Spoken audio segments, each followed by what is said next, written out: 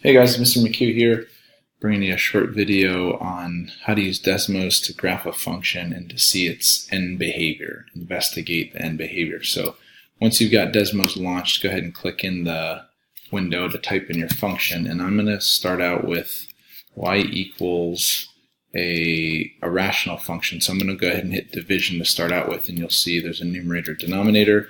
We've got 3x squared plus 1 in the numerator and x squared minus 3 in the denominator.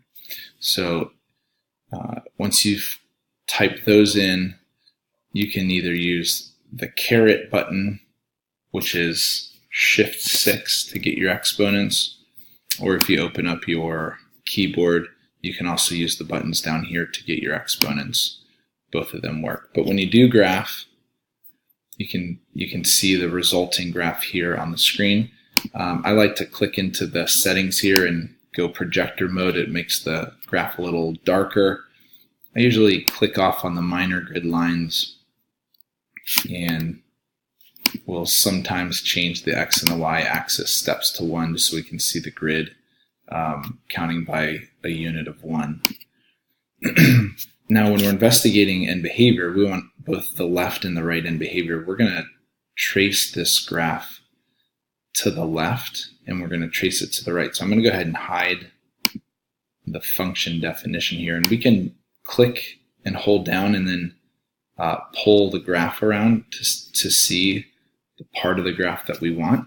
So if I'm investigating the left end behavior, I want to see what happens to this function here as the graph goes further and further and further left as the x's approach negative infinity. And it looks like the graph is really flattening out, becoming almost horizontal, and the y value that it's approaching is 3.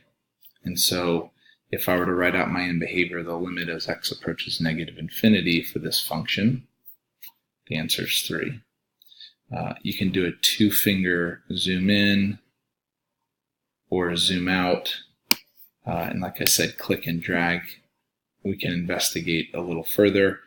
If we want the right end behavior, we're going to trace this graph further and further to the right. Clicking on the graph and holding your click down will give you actual values of points on the graph. So you can do that if you want to see in the actual value, y value. You can see 3.046 right now. The further right we go, you can even zoom out and click on the function. The further right we go, that y value is getting close to 3.